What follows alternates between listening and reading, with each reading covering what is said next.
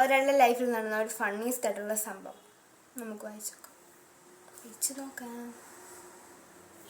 ഞാൻ വീട് മാറി. അതുകൊണ്ട് ഞാൻ പുതിയ വീട്ടിൻ്റെ അടുത്തുള്ള കടയിൽ നിന്നായിരുന്നു സാധനം വാങ്ങാൻ പോകുന്നത്. ആ കടയിൽ സാധനം കൊടുക്കുന്ന ഒരു മാമനുണ്ട്. അയാൾ എപ്പോഴും ഞാൻ അവിടെ സാധനം വാങ്ങാൻ ചെല്ലുമ്പോൾ അയാൾ ചുമ്മാ ഓരോ ചോദ്യങ്ങൾ ചോദിക്കും. എവിടെ നിന്നാണ് വരുന്നത്, സ്ഥലം എവിടെയാണ്, അമ്മ അച്ഛൻ്റെ ബാക്ക് സ്റ്റോറികൾ, ആവശ്യമില്ലാതെ എനിക്ക് പറയാൻ ഒട്ടും താല്പര്യമില്ലാത്ത ചോദ്യങ്ങൾ ചുമ്മാ ചോദിച്ചു കൊണ്ടിരിക്കും. എനിക്കത് ഇഷ്ടമല്ല. എന്നാലും ആ കടയിൽ പോയേ ബിക്കോസ് ആ വീടിൻ്റെ അടുത്ത് ഈ ഒരു കടയേ ഉള്ളൂ.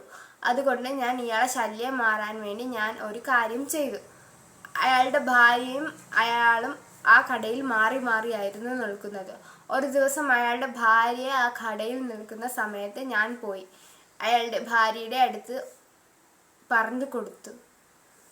ആ മാമൻ കുറേ പെണ്ണുങ്ങളുടെ അടുത്ത് സംസാരിക്കും.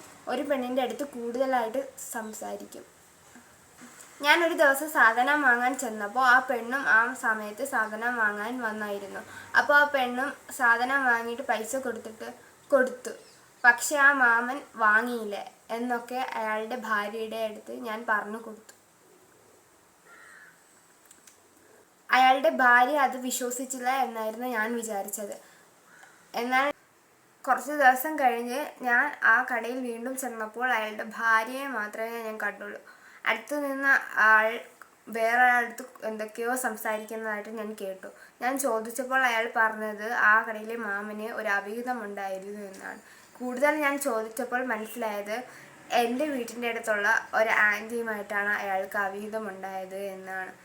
പിന്നെ ആ ഭാര്യയും ഭർത്താവും, അതായത് ആ കടയിൽ നിൽക്കുന്ന ഭാര്യയും മാമനും ഡിവോഴ്സ് ആവാനായിട്ട് ഇരിക്കുന്നു എന്നാണ് ഞാൻ കേട്ടത്.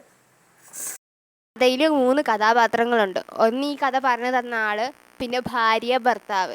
ഈ കഥ പറഞ്ഞു തന്ന ആൾ ഈ ഭാര്യയുടെ അടുത്ത് ചെന്ന് കള്ളത്തരം പറഞ്ഞു കൊടുക്കുകയാണ്. അതായത് ഈ ഭർത്താവ് കുറേ പെണ്ണുങ്ങളുടെ അടുത്ത് സംസാരിക്കുന്നതായിട്ട് ഇയാൾ കണ്ടിട്ടുണ്ട് എന്ന്. ഇത് ആ ഭാര്യ വിശ്വസിച്ച് ആ ഭർത്താവിൻ്റെ അടുത്ത് ചെന്നിട്ട് ഇങ്ങനെ ചോദിച്ചപ്പോൾ ആണ് ശരിക്കും ഈ ഭർത്താവിന് അവിഹിതമുണ്ട്, ആ അവിഹിതം ഈ ഭാര്യ കണ്ടുപിടിച്ചത്. ഓക്കെ, അതാണ് ഈ കഥ.